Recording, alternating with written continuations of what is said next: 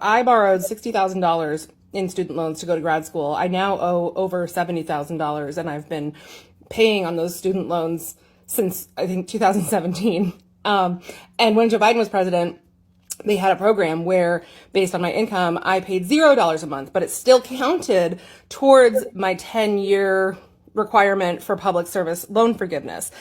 Since that program has ended because our sleepyhead in chief decided no, they now think I can pay $850 a month towards my student loans, despite my financial situation being exactly the same as it was when I was paying $0 a month. But don't worry, even though they think I can pay $850 a month, I do qualify for financial hardship deferment. So I won't be making payments towards my public service loan forgiveness, but at least the interest will stop accruing, or so they say. I actually looked up, folks, whether or not her interest would stop accruing. And because of all the changes, I mean, I didn't look up hers personally because I don't have personal information on her, but just in general, because there have been so many changes, like with the save plan and all of that stuff, it's really impossible to know whether or not your student loan interest at, as a whole, as a public whole, is going to actually still continue being at zero. My hunch is it's not. So really what you're going to have to do is check with your individual provider. It used to be we could say everybody on the save plan was at zero interest. Well, the save plan was, being litigated and all of that. But now it's like taking glass and it's just completely shattered and everybody is going to have to check on their own, which yes, I understand means you might be on hold for 2 hours or 8 hours. And that is just highly unfortunate, but there's just no way to know.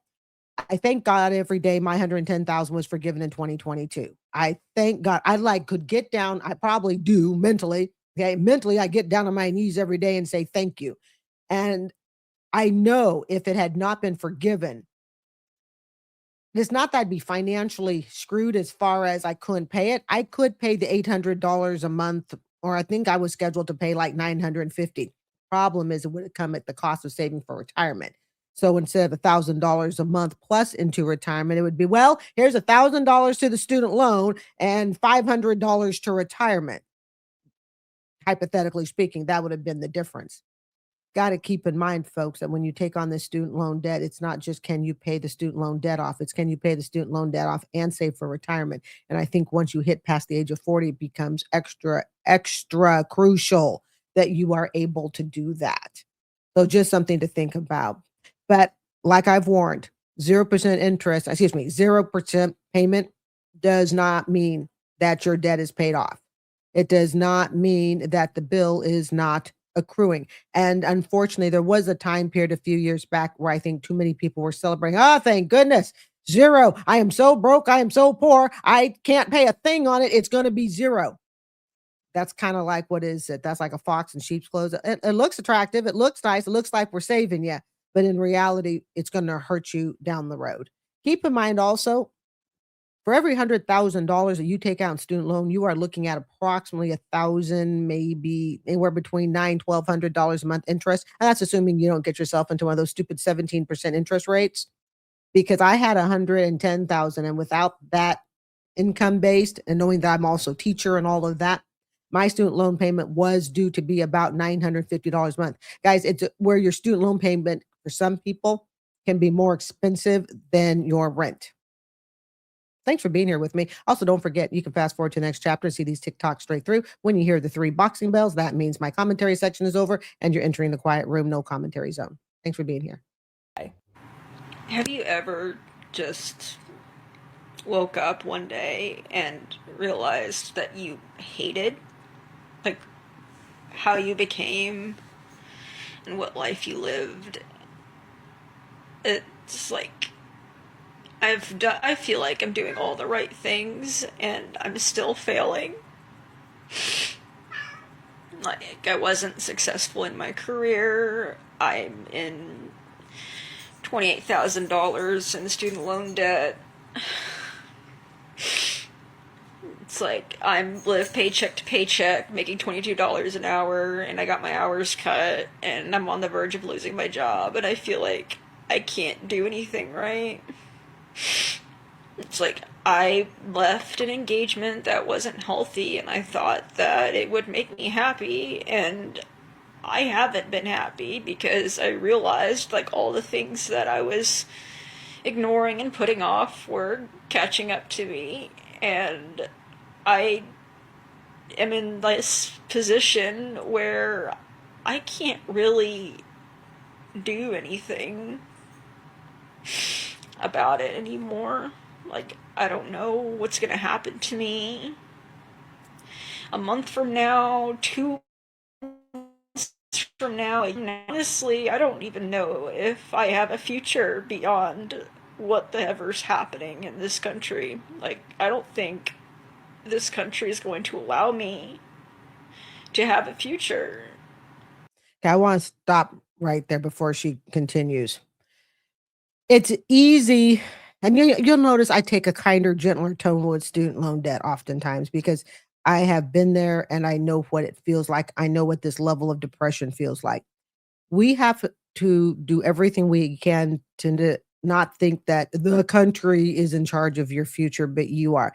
And regardless of who's in office, regardless of what's going on out there in the political sphere, we have to remember that what goes on in your own household, whether you're single, kids, divorced, married, whatever. Okay.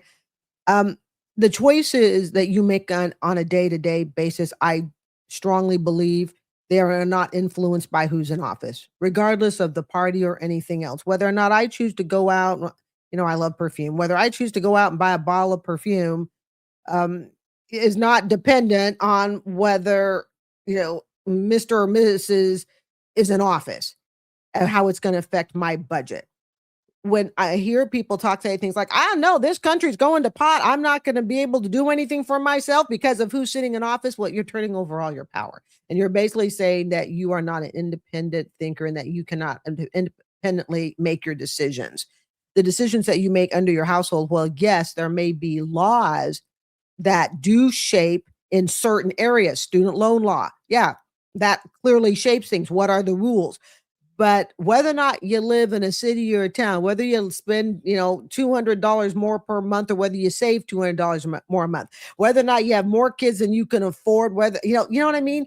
The day-to-day life, we give too much power, too much rent space, too much budget space to things that are so unimportant to your day-to-day activity. You know what's interesting? I can actually turn off the news because I'm a real news junkie because I majored in journalism.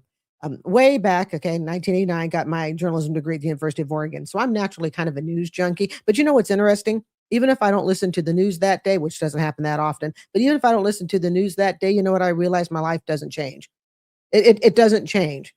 I have a gal pal who never listens to the news, and the only way she knows what's going on is, I mean, don't get me wrong, she's very educated and intelligent, but she's a great example of someone who the politics and what's going on in office has nothing to do with her day-to-day decisions and her financial independence and her ability to spend in a way that doesn't hurt her but helps her. You see? So when I hear people just saying things like that, I just like to give caution and say, let's not get into this mindset where it's, oh, I don't think this country is nothing more than individual people. And as an individual, you have a right and you have the freedom, whether you believe it or not, to make decisions that will or will not financially harm you. And her student loan debt is $28,000. People may go, oh, well, that's really small. Well, again, small is all relative. I went bankrupt decades ago on a $16,000 car, which today is like, what's the big deal? It's all relative to what your situation is at the time. I was working a job and a half, couldn't pay off my credit card bills. It didn't matter. My first real job was $16,000 a year. You see, so people have to think in terms of the time period and all of that.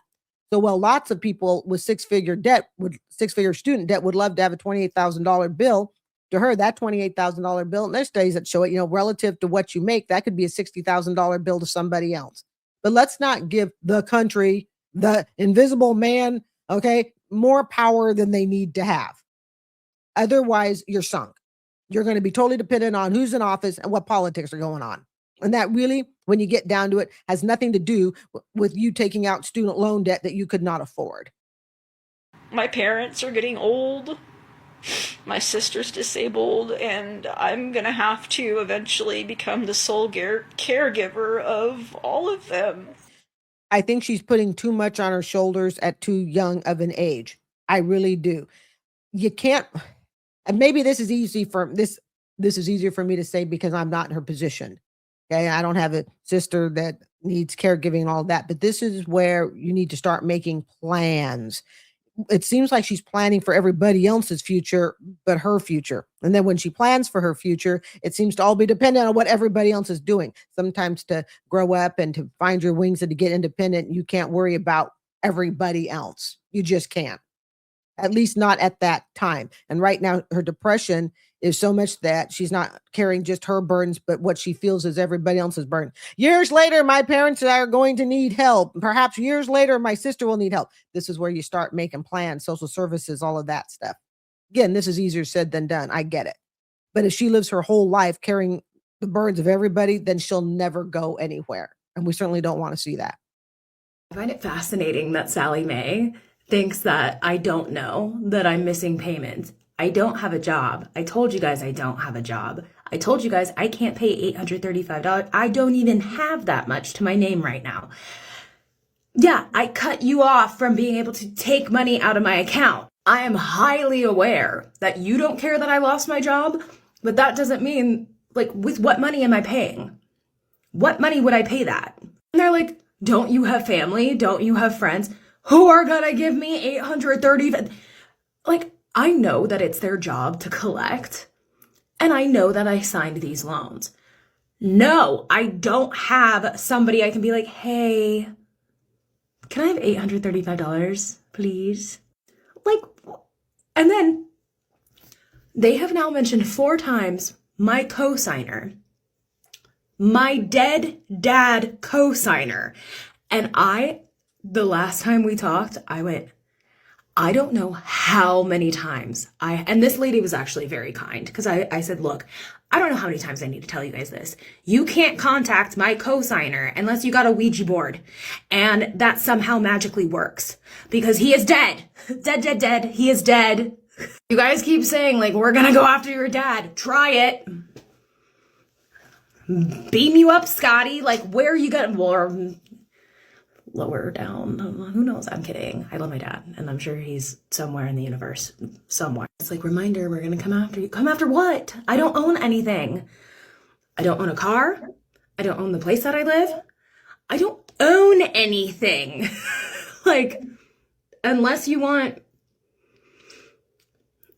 old hair care products and like cheap clothes and hand-me-down bedding.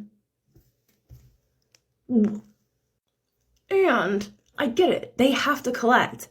And this is their job. I don't know how you guys do that job. That would absolutely drain me. Having to have so many conversations with people who are like, I literally can't afford these loans. I don't know what to do. And you're like, tough luck. You know, it makes you wonder how many of the people who make the calls also have their own student loan debt. Because Sally Mae is a huge employer. So, you know, a lot of the people there have their own student loan debt.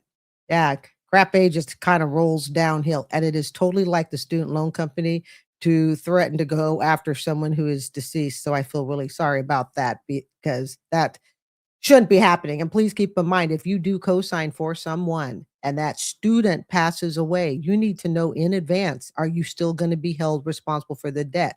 I will tell you from just general what I know, private loans, yeah, they'll hold you responsible till both of you pass away. Federal loans, not so much, but you need to check the fine print. And I'm the type that I think you should call and see it in writing. You need to do both because you don't want to go co-signing for somebody, have that person unfortunately pass away, and you're still on the hook. Remember, this is business to Sally Mae, to the federal government. It's not about who you loved and lost. It's all about the dollar and business. All right, we're going to do something new. I'm going to see if I can just switch straight to the next screen without having to stop and reset up for the Business Insider article. The worst that's going to happen is I totally mess it up. But I would really like the ability to just go from one to the other and switch. The technology on this channel has just grown so much. I've always had to stop it. It's just such a pain. I was going to say a pain in the you know what. All right, let's continue on. All right, here's Business Insider. As you guys know, this student loan debt stuff only runs in the morning. Unfortunately, And somebody did ask me, it just doesn't get the pull stat wise that I need it to have to run on 6 p.m. weekdays or at the 3:30 weekdays. Thumbs up because I've been doing a good job with content, folks. I think I've been doing a pretty good job. So if you get this and you feel so, please feel free to leave a thumbs up. But as you know, you never have to. Okay. All right, here we go. We're looking at Business Insider. I'm just so proud of myself. I have to stop for a minute. I'm just so proud. That's the first time I've done this. Okay. Hey, it's the small things and simple things in life. Whatever you're doing this Friday morning, I hope you're having a great day and you're going to make it a great day. And I really appreciate you being here with me. All right, here we go. Business Insider. It's also last day of school. It's mind boggling to me. This is titled, It's mind boggling to me that this total amount is not going down. It's not going away. Two bars describe the crushing interest that keeps them from paying off their debt. The article is by, I got to switch my other screen. Hold on. The article is by Eilette Sheffy, August 23rd, 2021. As you know, even though it's a few years old, the debt is still around. The stories are more relevant than ever. Student loan debt, it doesn't matter when the story was written. It's all relevant. Alexandria Mavin heard from her high school teachers that there was a path to the American dream. If she went to college, graduated, and got an office job, she would get there. She graduated with $117,000 in student debt as a down payment for that dream. Now 32 years old and a property manager, she's back 70,000 of it, but she still owes 98,000 from her undergraduate education. And she says she absolutely regrets seeking an education. I've paid back almost all of my loans, but I still owe the full amount, Mavin told Insider. It's a never-ending cycle. All right. I want to do something before we all throw, rocks and whatnot, passed away flowers at counselors. Guys, parents have to get involved with what is going on at the high school level, in my opinion, as to what kids are being told about financing college. Parents must get along. And I really, really believe that part of the problem is that parents, I don't want to say it's because they're apathetic, but either ignorance, too busy, they're thinking back when they were in the 80s, because by then they'd probably be grandparents because I'm Gen X, okay? So if you think about it, they're giving too much power to the high school counselors to run a student's financial life. So the student comes home one day and says, "Hey, mom, dad, the high school counselor said for me to do this, take on this loan, this debt, sign here, co-sign, and all of that." Parents need to be more involved. This is an absolute nightmare. $117,000 in debt. She's only 32 years old. She's paid 70,000. This woman has paid just about 60, maybe a little 60% or so, right around there of it. And she's only at 98,000. This chickie is barely under 100,000 still. And remember, she's now 32, so she's paying on it most likely for over a decade. And let's face it, to be a property manager, you're not making that much. So we all know she's most likely been paying income based. Now, it has gone down a little bit, but again, for over a decade, it's only gone down to barely $20,000 for over a decade. And if anything happens financially to her, it's going to be really easy to bump it right back up to 117,000.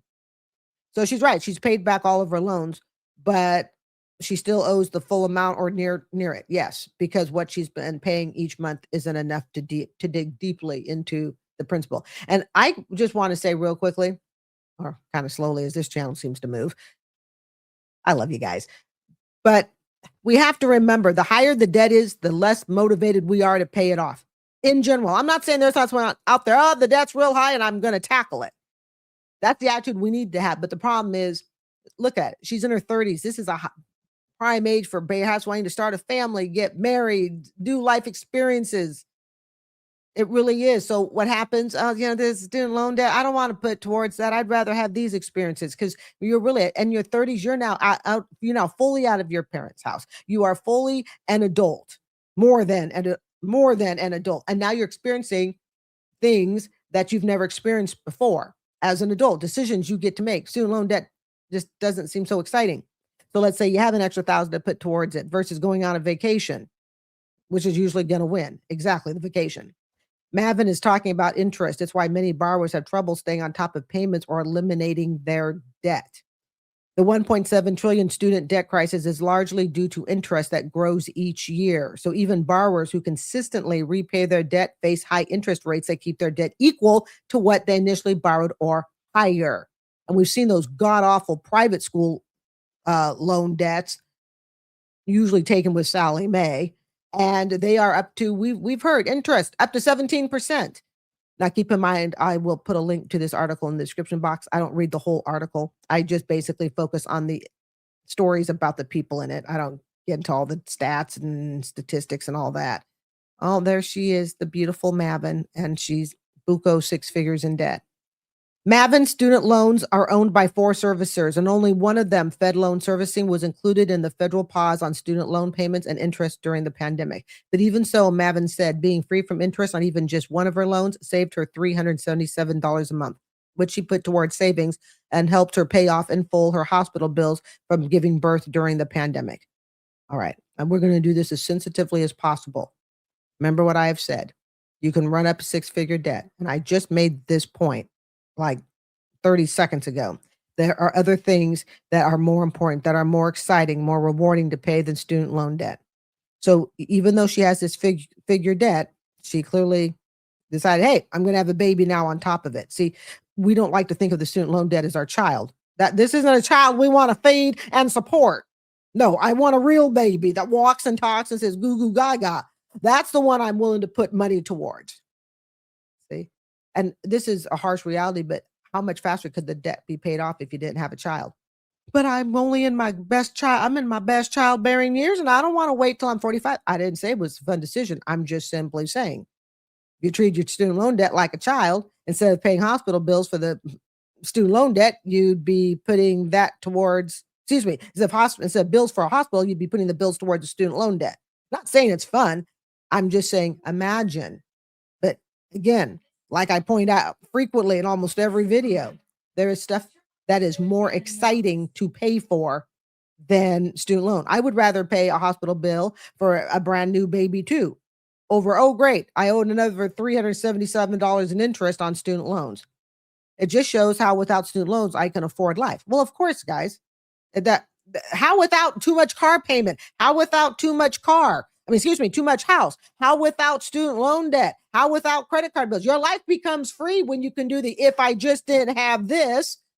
And it's amazing when you're debt free also. The things that crop up in life that are financially unexpected, they don't set you back so much. Okay. Like I know here at our HOA, we have to put up storm windows. We don't have a choice. So the whole HOA voted that we're going to go ahead and use one contractor. We have to put up new screens, new storm windows, and have a building check. Yeah. I have double digit in reserves for it, just in case. I mean, we have to put that up. That's a guarantee, which is nice. We'll have hurricane category 3 windows on our condo. But if I had a $900 student loan bill, a car payment, I had too much condo, I'd be freaking broke. Instead, I'm like, okay, we're good. I can go into the double digits and still breathe. Even if it enters the bottom double digits, I don't think it'll get that high, but who knows? I got it. This is why we want to stay out of debt. But like I said, it's more exciting to give birth and plan a family than face the fact that you already have this bill that's nearly 6 figures. She says, I'm financially paralyzed by crippling debt.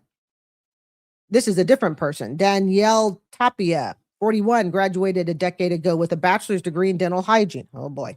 The first in his family to do so. Since then, he told Insider he's been driving used cars, living in, quote, crappy apartments, and moved back in with his mom. Thanks to the growing student debt he's been trying to pay off for 10 years.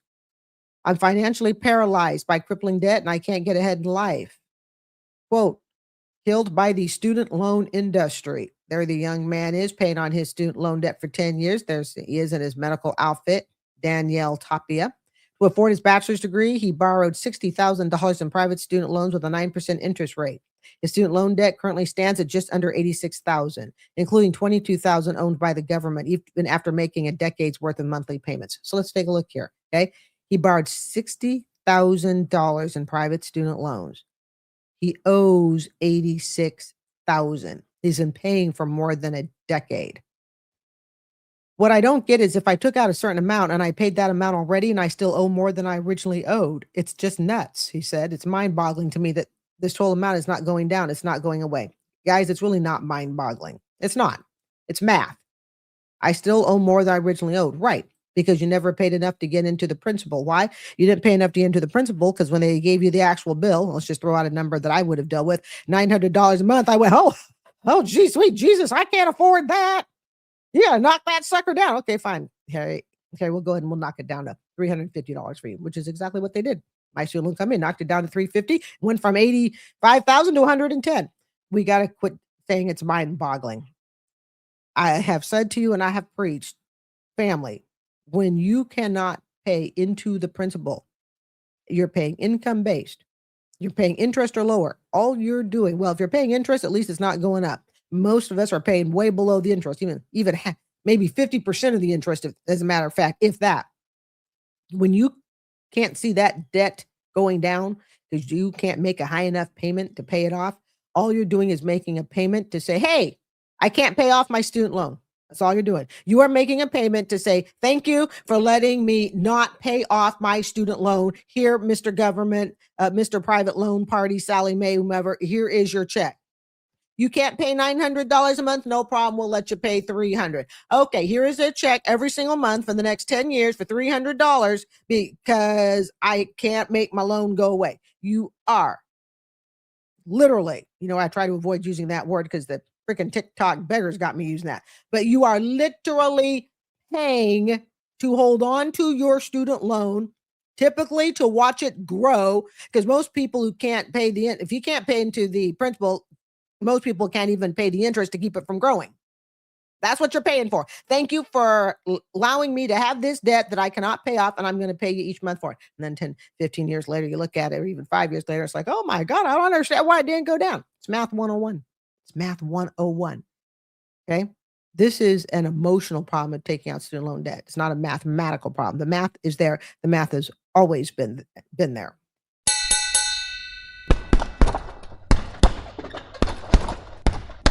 I borrowed $60,000 in student loans to go to grad school. I now owe over $70,000, and I've been paying on those student loans since, I think, 2017. And when Joe Biden was president, they had a program where, based on my income, I paid $0 a month, but it still counted towards my 10-year requirement for public service loan forgiveness.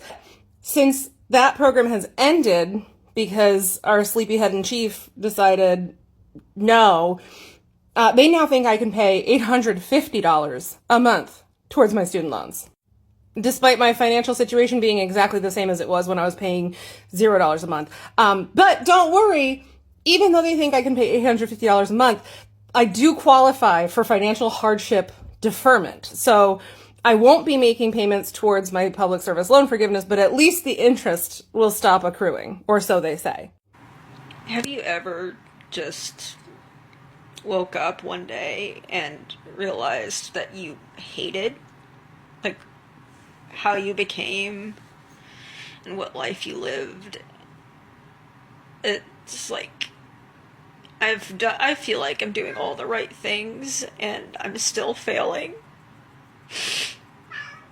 Like, I wasn't successful in my career. I'm in $28,000 in student loan debt. It's like I live paycheck to paycheck, making $22 an hour, and I got my hours cut, and I'm on the verge of losing my job, and I feel like I can't do anything right.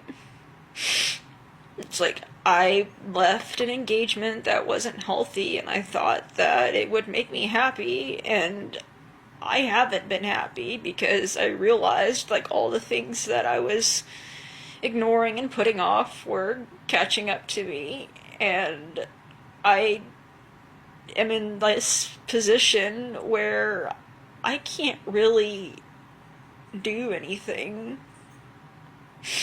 about it anymore. Like, I don't know what's gonna happen to me a month from now, 2 months from now, a year from now. Honestly, I don't even know if I have a future beyond whatever's happening in this country. Like, I don't think this country is going to allow me to have a future. My parents are getting old. my sister's disabled, and I'm gonna have to eventually become the sole caregiver of all of them. I find it fascinating that Sally Mae thinks that I don't know that I'm missing payments. I don't have a job. I told you guys I don't have a job. I told you guys I can't pay $835. I don't even have that much to my name right now. Yeah, I cut you off from being able to take money out of my account. I am highly aware that you don't care that I lost my job, but that doesn't mean, like, with what money am I paying? What money would I pay that? And they're like, don't you have family? Don't you have friends who are gonna give me $830? Like, I know that it's their job to collect, and I know that I signed these loans. No, I don't have somebody I can be like, hey, can I have $835, please? Like, and then they have now mentioned 4 times my cosigner, my dead dad cosigner. And the last time we talked, I went, I don't know how many times and this lady was actually very kind, because I said, look, I don't know how many times I need to tell you guys this. You can't contact my cosigner unless you got a Ouija board, and that somehow magically works, because he is dead. Dead. He is dead. You guys keep saying, like, we're gonna go after your dad. Try it. Beam you up, Scotty. Like, where are you gonna, lower down? Who knows? I'm kidding. I love my dad, and I'm sure he's somewhere in the universe. Somewhere. It's like, reminder, we're gonna come after you. Come after what? I don't own anything.